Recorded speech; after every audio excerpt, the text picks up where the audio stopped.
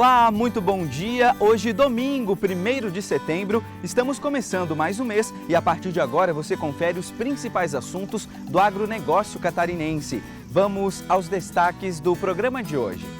Cidade de Pinhalzinho poderá ser o segundo maior processador mundial de leite. Projeto de lei prevê a queda no preço do peixe e a melhora na qualidade do pescado. E vamos ver também, Escola de Joinville cria projeto para ensinar sobre a importância do cultivo de alimentos orgânicos. E ainda, o mês está começando e com ele a tradicional Festa das Orquídeas. Há 70 anos, a festa que acontece em Blumenau recebe centenas de admiradores todos os anos. Tem os detalhes da previsão do tempo e muito mais. O RIC Rural já está no ar.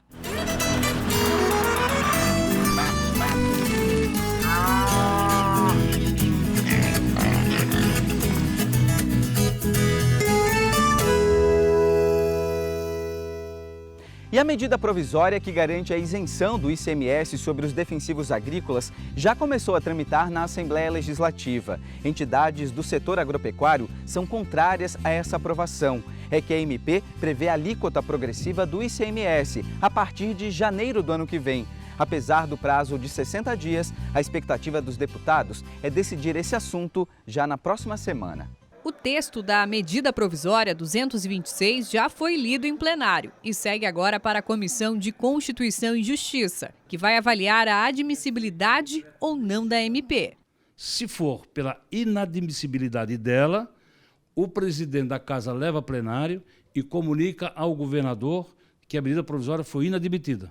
E a Casa edita um decreto legislativo convalidando os atos dela, mas se for admitida num todo ou em parte, ela vem a plenário, o plenário convalida ou não o parecer da Comissão de Constituição e Justiça e, em convalidando, segue para a Comissão de Finanças e Tributação. A medida foi assinada por Carlos Moisés após reunião com o setor.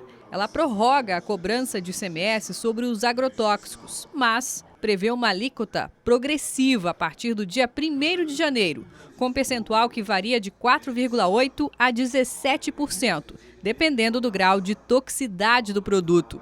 Apesar de comemorar a decisão do governador de manter a isenção de ICMS sobre os insumos até dezembro deste ano, o setor agropecuário é contrário à aprovação da medida provisória. Entidades defendem que a cobrança de impostos só aconteça se for em nível nacional, para não atrapalhar a competitividade com os outros estados. A MP tem validade de 60 dias, prazo em que a Lesc tem para deliberar ou não sobre ela. Mas, para a próxima semana, os parlamentares já devem se reunir com o setor. E tudo indica que a CCJ vai aprovar apenas parte do texto. Ao invés de aumentar o ICMS a partir de uma medida provisória, a Casa espera que o governo crie um projeto para isso. Que daí sim dá tempo de fazer, porque é só janeiro, então isso não precisa estar na medida provisória e a tendência é que os deputados aprovem a medida provisória do governo enviada, sustando o aumento de impostos, sem esse item da progressividade a partir do ano que vem.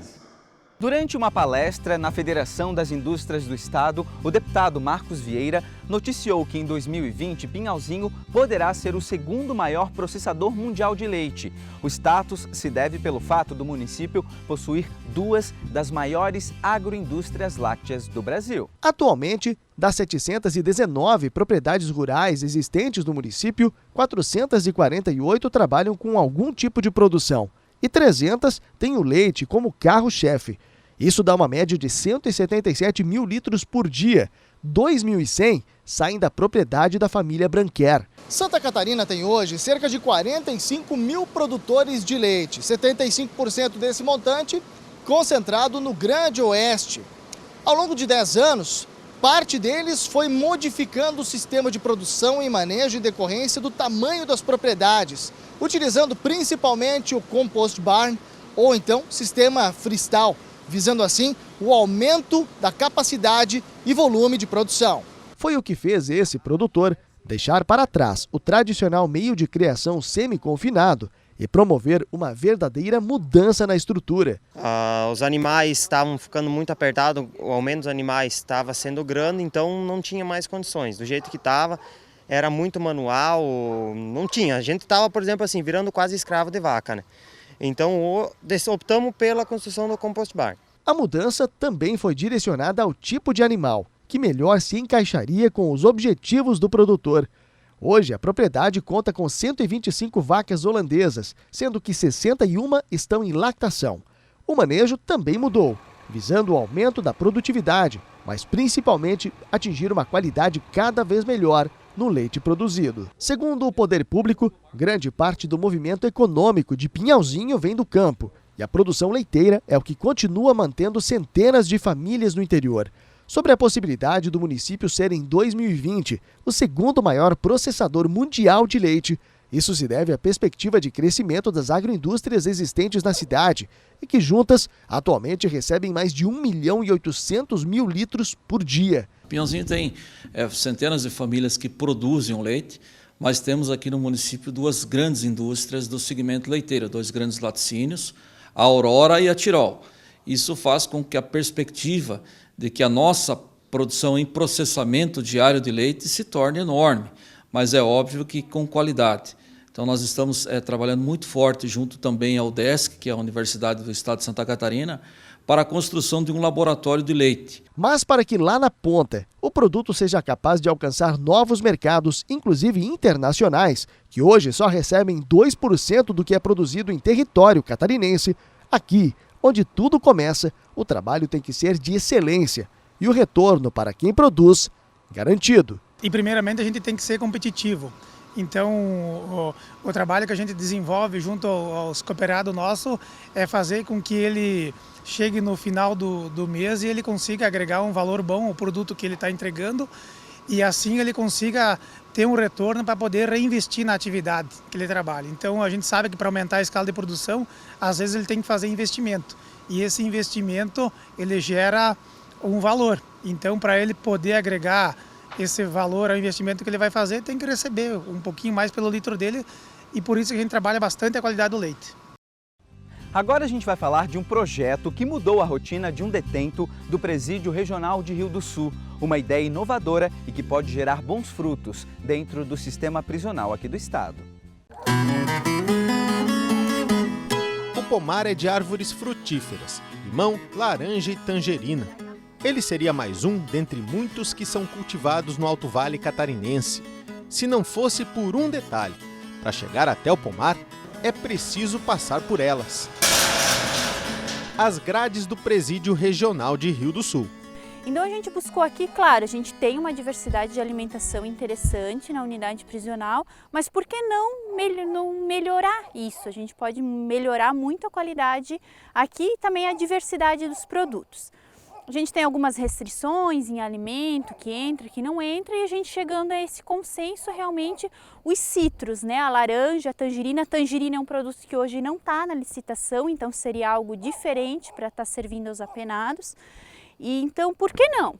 Quando este detento chegou no presídio há 1 ano, utilizou seu conhecimento de técnico agrícola para tirar o projeto do papel.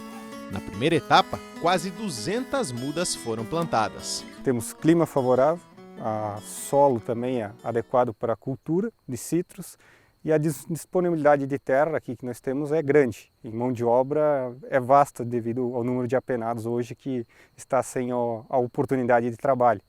Aqui não, tu tens uns objetivos, tu está recebendo uma remissão por cada dia de trabalho que nós estamos aqui, nós recebe a sua remissão, então acaba estimulando ao desenvolvimento desse trabalho, sem dúvida. A variedade de frutas foi escolhida de acordo com o tempo de frutificação, para que desta maneira, pelo menos uma variedade esteja disponível durante o ano inteiro. O terreno utilizado para o plantio das árvores foi este aqui, anexo ao Presídio Regional de Rio do Sul. E em 2 anos, os detentos vão começar literalmente a colher os frutos desse projeto. A princípio, o nosso projeto inicial seria com uma quantidade maior de mudas, que feitos cálculos para suprir a demanda da unidade prisional e quem sabe até tendo um excedente de produção, podendo estar beneficiando entidades da comunidade, creches, quem sabe, asilos. O próprio CASEP, que fica aqui perto da unidade prisional, também poderia estar sendo beneficiado com isso. Está comprovado que o preso que está trabalhando detento que trabalha, o perfil dele acaba mudando dentro do sistema prisional. Ele se torna um preso um pouco mais disciplinado, comportado. Sem dúvida, o objetivo dele é que dê certo e traga retorno tanto para o presídio como para a sociedade, como entregar um apenado ressocializado com oportunidade de trabalho lá fora.